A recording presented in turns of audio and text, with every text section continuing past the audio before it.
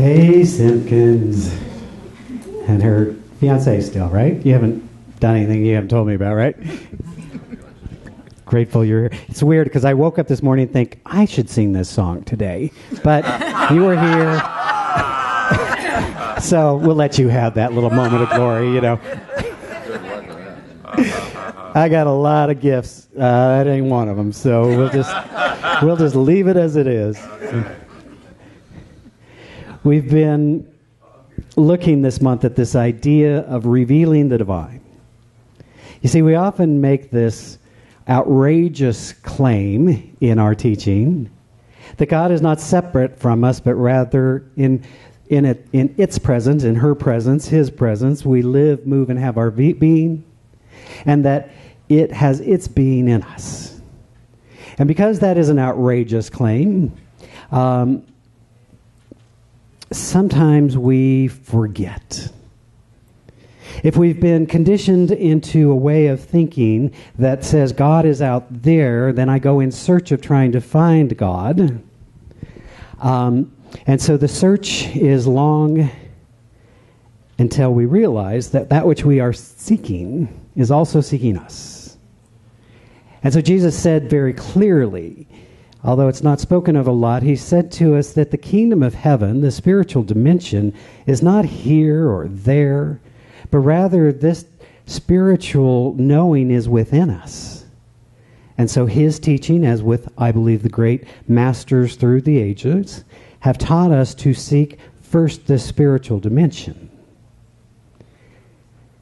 I know for many of us that is the journey. Conceptually, we recognize it to be so, and yet the practice is to live from that state of being. To recognize that even in the midst of challenges, the presence of the I Am is right here where we are. Right? In my case, I was very conditioned to the idea that if I could certainly change circumstances and situations, then I would experience happiness. Now, how did I get that idea? I watched TV.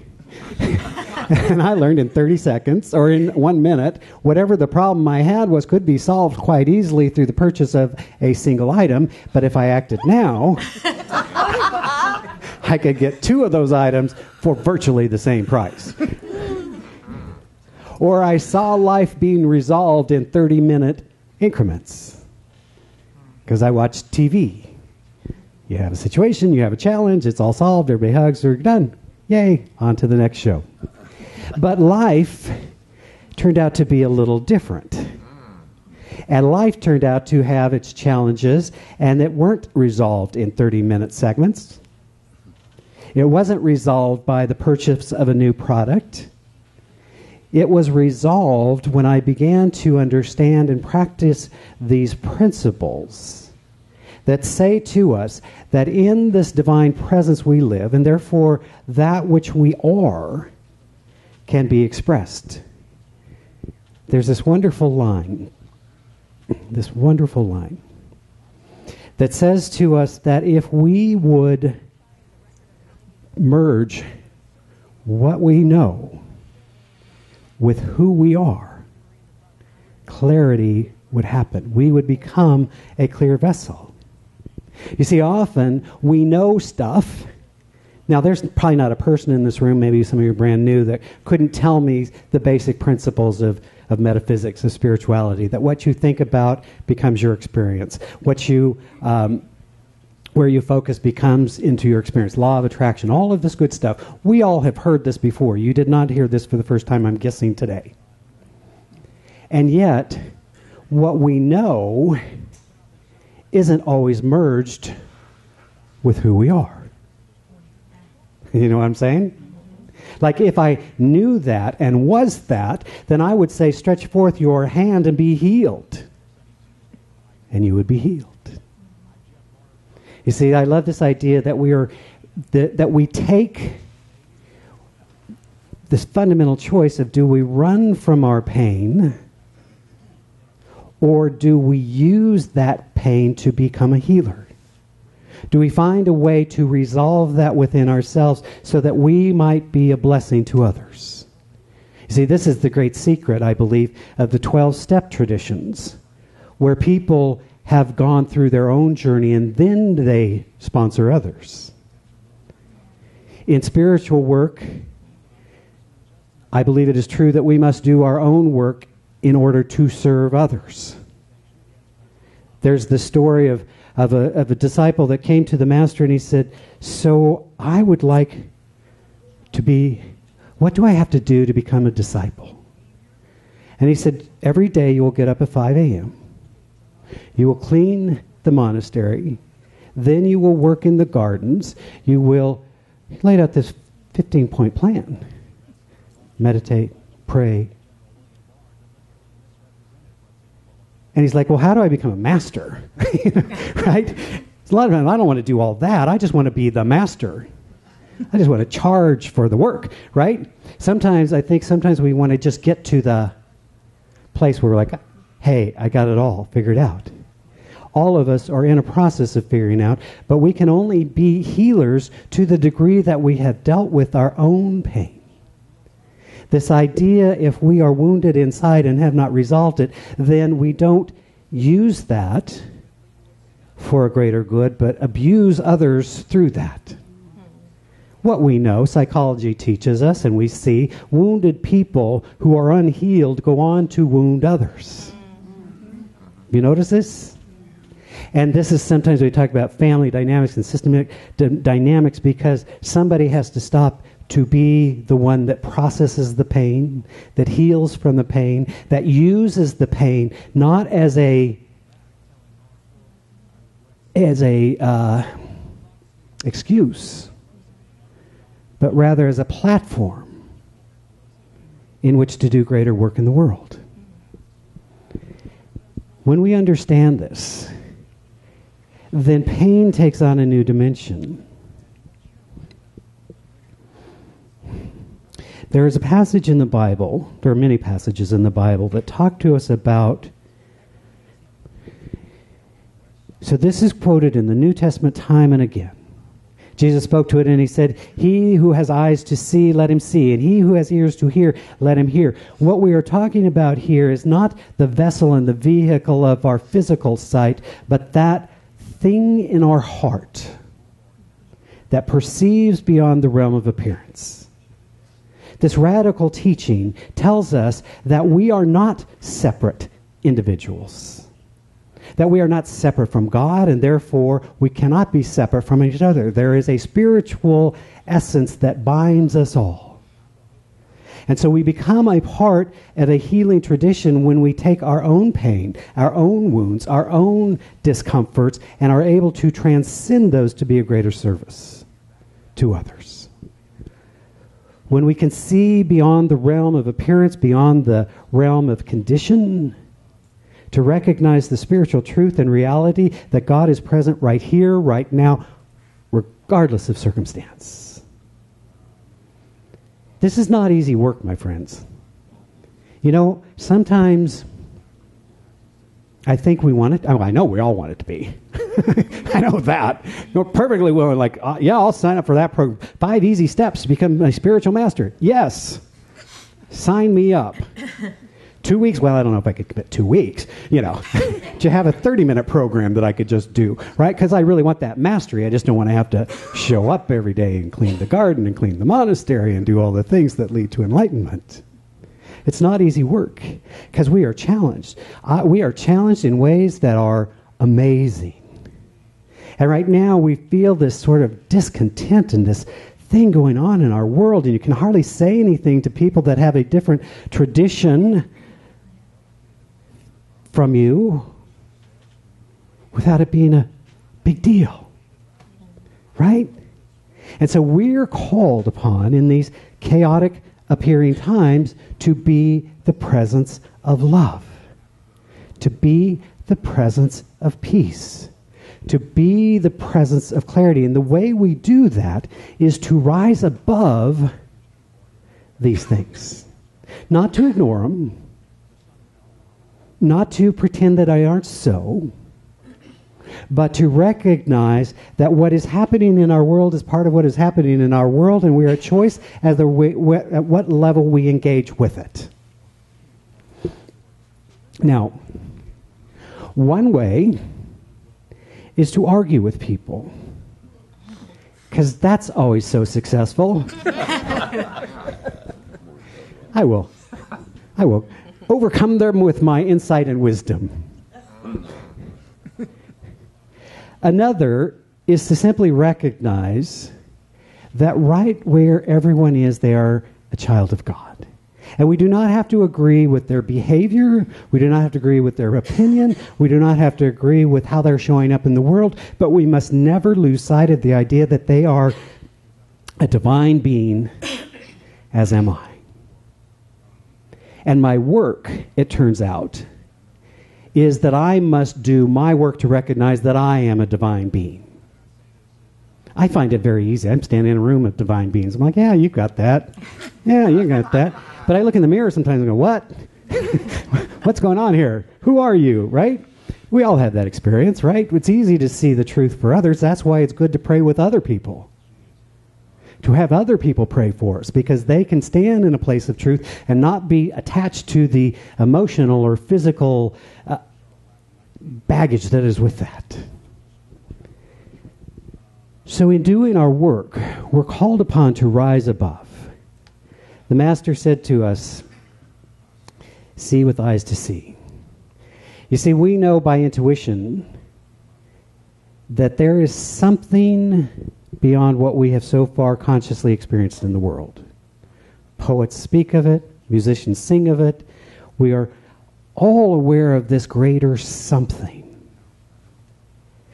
And there are moments in our life when the veil between what is known and seen and what is unknown and unseen becomes very thin. We've all had that experience where we've had that sense of the greater life. And when we can surrender to that, it is that place where we come to of use me.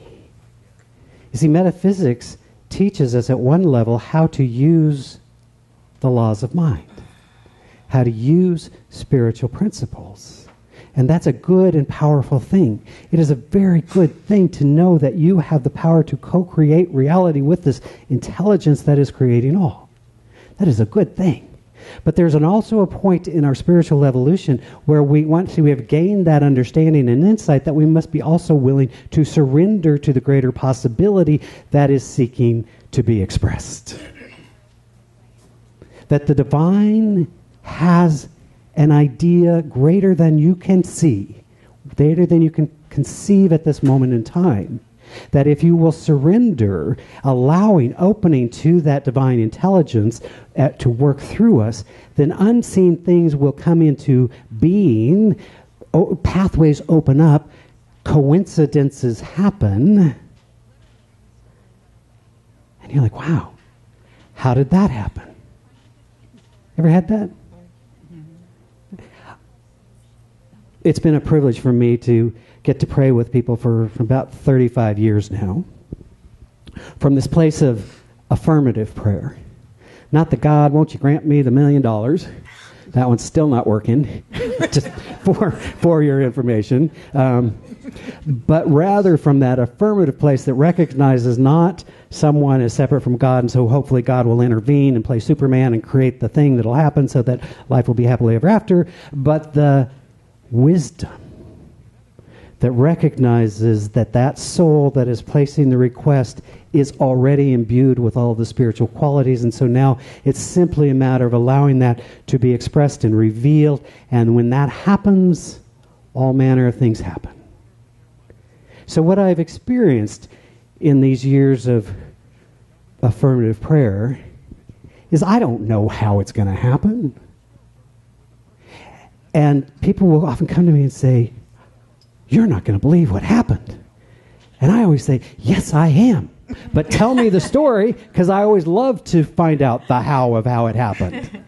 Right? You see, when we start in prayer, in that space of knowing, and we know that the healing is done, then it's just the wait and see. don't have to know. It's a good thing. I say this time and time again, but when we understand our just job description as the human part of the co-creation process is to know the what, then we can allow the universe to provide the how. And too often we confuse our job descriptions, and then it all goes to heck. I'd like to have this, but I don't know how to do it. Well, who said you had to? Right? If you can conceive of a thing, if you can believe a thing, you can achieve a thing. Some of you heard this before. What's his name said it first, but I'm taking credit now. So, and I'll think of his name and then I'll give him credit.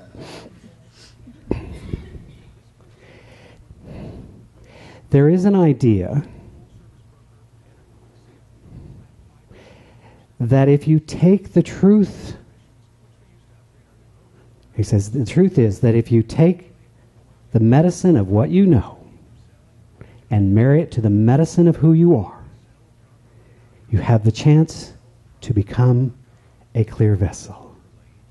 It is taking what we know into our heart, that we're living from that place. When we can live from our heart, that is when we achieve the eyes that see and the ears that hear and the wisdom and insight that the masters speak of.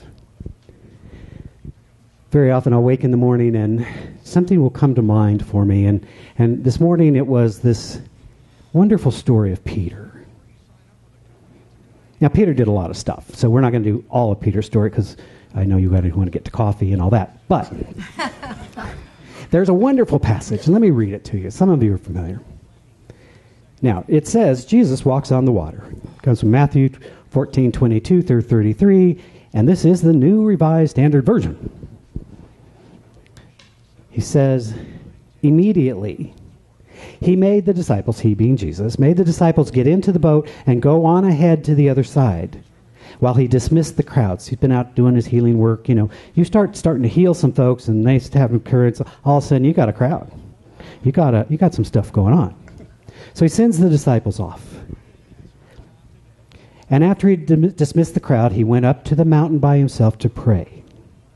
Notice you will see Jesus do this time and time again. Withdraw from the world to enter into the sanctuary. When evening came, he was there alone. But by this time the boat, battered by the waves, was far from the land, for the wind was against them. And early in the morning he came walking towards them on the sea. But when the disciples saw him walking on the sea, they were terrified, saying, "Is it a ghost?" And they cried out in fear. But immediately Jesus spoke to them and said, "Take heart, it is I. Do not be afraid." And Peter, and we all know Peter represents faith, Peter answered him, saying, "Lord, if it is you, command me to come to you on the water." See, the miracle that they got the headline all wrong. Of course, Jesus is walking on water. He's Jesus, right? But it's Peter who says, "Command me to come to you on the water." And so he said, "Come." So Peter got out of the boat, started walking on the water, and came towards Jesus. But when he noticed the strong wind, he became frightened, and beginning to sink, he cried out, "Lord, help me."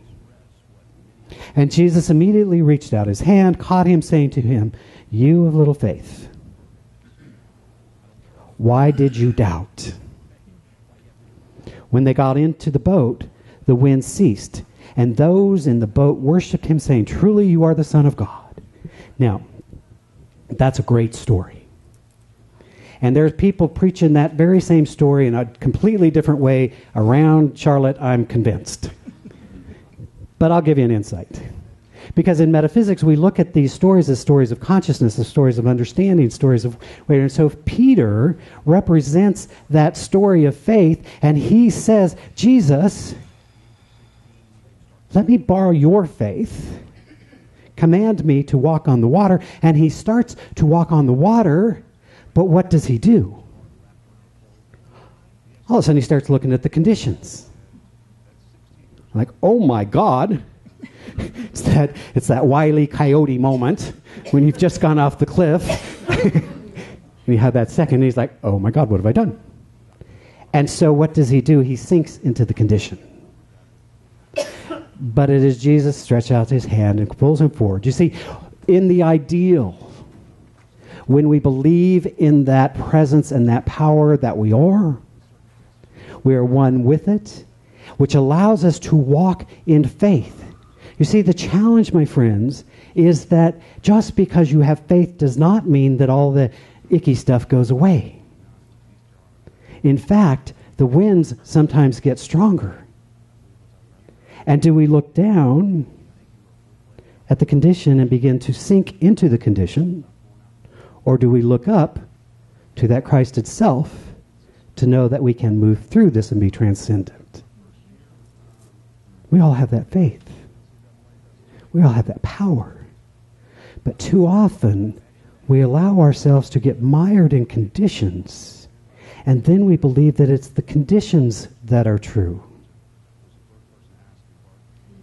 You see, we don't say that illness doesn't exist.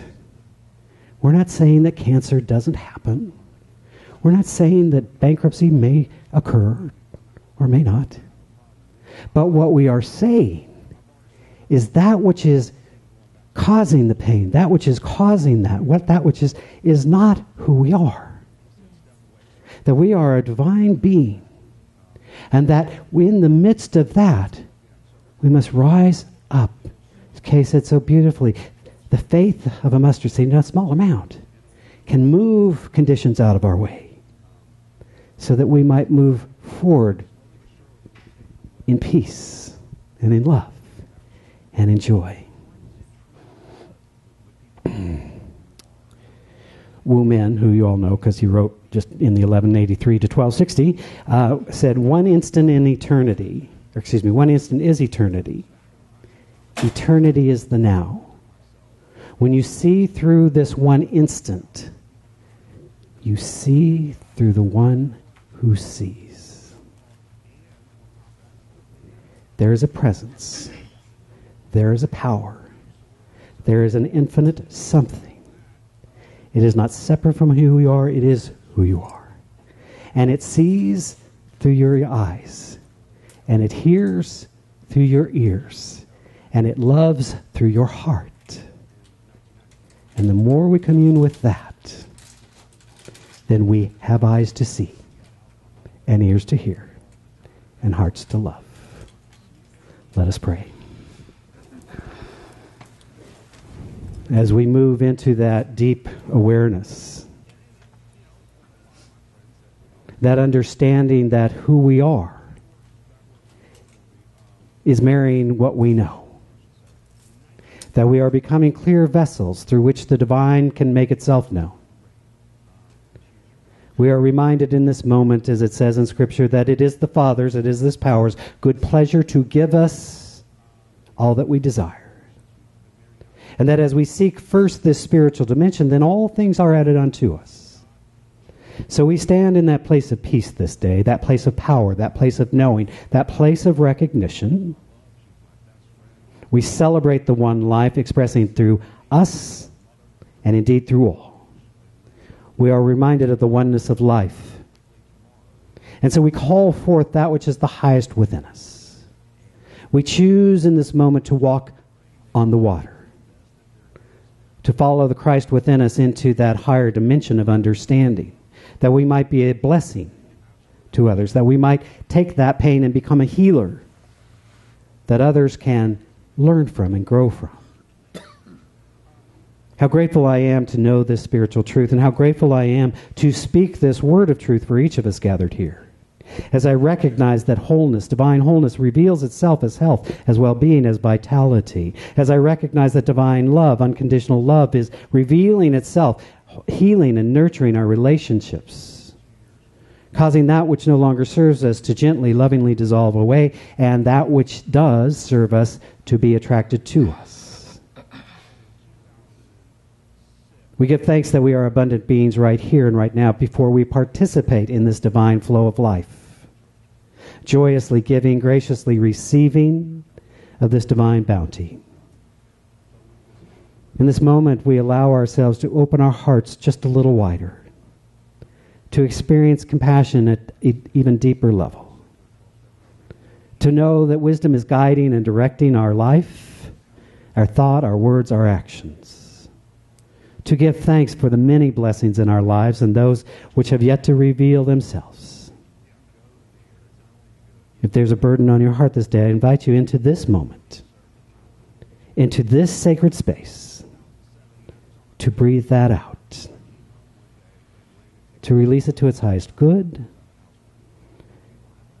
and to breathe in those spiritual qualities that we seek and desire and know that they are ours right now. When we breathe, we do not need to ask the air or go in search of the air. We simply breathe in.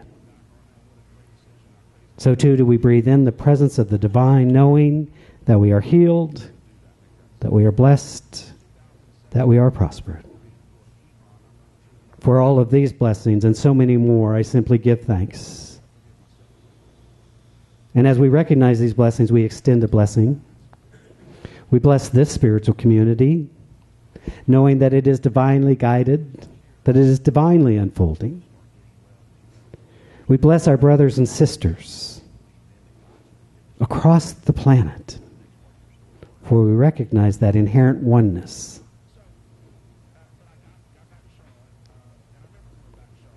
We seek to know a world at peace, a planet whole and healed. As always, we bless all priests and rabbis, ministers, teachers of all faiths, for we honor and celebrate the many pathways to the divine. How grateful I am to stand in this presence, to stand in this power that is called the Christ presence, or the 10,000 other names. To know the spiritual truth, to give thanks for it as an already established fact. So I do give thanks. Knowing that it is so, I simply release this word, and so it is. Amen.